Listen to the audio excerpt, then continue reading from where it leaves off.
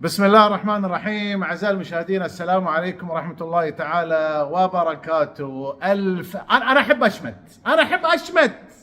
أحب أشمت وأحب أضحك، خاصة لما يفطس ويهلك ويموت واحد من أكبر أعداء الإسلام. إخواني الكرام، أنا الشماتة في دمي، اللي يحلل دمي الآن راح يحصل فيتامين شين ولا شاء شين. نعم، شماتة اخواني الكرام. فطس الحمد لله رب العالمين، واحد من اكبر جزم واحذية العسكر. فطس واحد من اكبر اعداء الاسلام. فطس واحد من اكبر اعداء الفضيلة والشرف والعفة والحجاب وحشمة البنات. فطس هذا المقبور بإذن الله الهالك في جهنم، بإذن الله في جهنم، في قاع جهنم بإذن الله سبحانه وتعالى. هذا واحد من أكبر منافقين العصر اللي احنا عايشين فيه أعزائي المشاهدين. فطس وهلك في جهنم بإذن الله سبحانه وتعالى واحد من أكبر أعوان الظلمة. فطس وهلك واحد من أكبر من أفسد عقول الناس بكتاباته ومقالاته وحركاته الإعلامية. أعزائي المشاهدين، هذا المدعو مستفيد فوري. سبحان الله، حتى اسمه ورا المصلحة، يبي يستفيد. وين في فايدة يروح، وين في حرب على الإسلام يروح، وين في يعني يتحول إلى جزمة في أرجل العسكر يروح، وين في شغلة فيها يعني خديعة وإضلال للبشر ولأهلنا في مصر يروح. فطس هذا الهالك. وأنا طبعا مسوي حلقة من زمان، من 6 شهور، وأقول يا رب، قلت فيها يا رب إن قريب نفرح بهلاكه وموته، ولكن سبحان الله قدر الله، يعني قالوا إن حالته صعبة خلال أيام، خلال أسبوع. لكن قلت لكم هذا قضاء الله وقدره.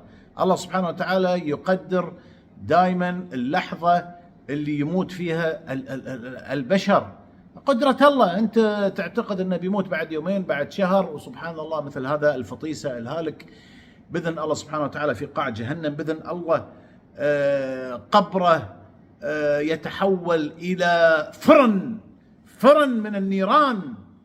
آمين يا رب العالمين. فسبحان الله، يعني فرحتنا تأخرت إلى 6 شهور. هذا قضاء الله وقدره، لا نعلم إيش الله سبحانه وتعالى كاتب.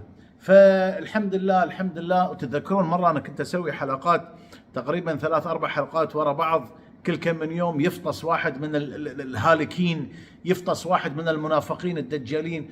طبعا هذا زعيمهم اللي علمهم الكفر، زعيمهم وكبيرهم اللي علمهم النفاق والدجل. كبير الإعلاميين للأسف في الإعلام المصري، اللي علم الإعلاميين كيف يكونون أحذية ودجالين، وكيف يحاربون الإسلام، وكيف يكونون أعوان للظلمة وللعسكر.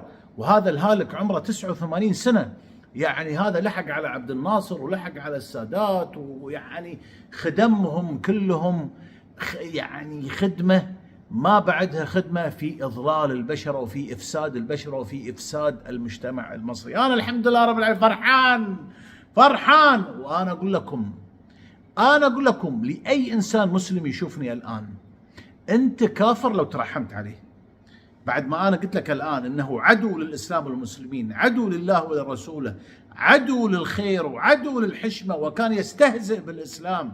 بعد ما أقول لك هالكلام وتترحم عليه، فأنت كافر. ما عندي كلام ثاني، ما ألعب وياكم، أضحك وياكم، ناخذ الأمور كل مرة بعاطفة، وناخذ الأمور والله يعني لا تشمت. أضحك وأسوي بارتي الليلة أنا أسوي بارتي. إيش رأيكم؟ واحد يسب الله ورسوله ويظل المسلمين ويستهزئ بالإسلام. وله مرة طلع يقول لك والله الشعراوي سبب، واحد يتكلم عن الشيخ الشعراوي يتطاول عليه، يقول ان الشعراوي سبب من اسباب حجاب الفنانات. زعلان ان بعض الفنانات يعتزلون، زعلان ان بعض الفنانات يتحجبون. قاتل الله النفاق والمنافقين والدجالين بإذن الله الآن يا رب العالمين في حفرة من حفر جهنم. آمين. وأنا أقول لكم وكر اللي يترحم عليه مسلم يترحم عليه ويعرف الكلام اللي أنا قلته، فأنت تؤيد في كفره، تؤيد في إضلاله، ضال مضل كافر كافر، ما عندي كلام ثاني. اللي بعجره يشرب من المجاري، فأنت تترحم عليه، فأنت مشارك وياه مؤيده في كفره وأنت كافر. ايش رايكم؟ ما عندي كلام ثاني. دين الكيوت والمسخرة، واحد يسب ربك، واحد يستهزئ بدينك. عبد العزيز لا تصير ما ادري ايش، ولا شماته في شماته. عبد العزيز اذكروا محاسن، اذكر الخرة اللي سواه في حياته، مو بمحاسن، ما عنده محاسن اصلا. انسان طول حياته كافر بالله، محاسن اي محاسن يا حبيبي؟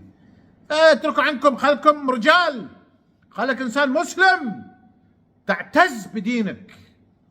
الدين الكيوت المسخره والكلام الفاضي. وحده هذه القرداني طول حياتها تستهزئ في الدين، ولما ماتت يا اخي ترحموا عليها، لا تصيرون قساء. انا قاسي وما في اقسى مني في هالامور. واكررها، من يترحم على هذا النجس وعلى هذا الخنزير وعلى اي خنزير يفطس طول حياته يحارب الله ورسوله، فهو كافر معه ومشارك معه في الكفر. الحمد لله رب العالمين، الحمد لله رب العالمين، الحمد لله رب العالمين. عقبال الخمه والشله، عقبالكم يا رب، عقبالكم. انا استهزئ، حطوا مقطعي يقولوا عبد العزيز الانصاري قاعد يشمت ويستهزئ. والله انا فرحان، انا فيني فيتامين فرحه، وفيتامين شماته، وحطوا كل الفيتامينات اللي تبونها اعزائي المشاهدين. اتمنى الرساله تكون وصلت، وتفي عليه بعد، تفي عليه في قبره.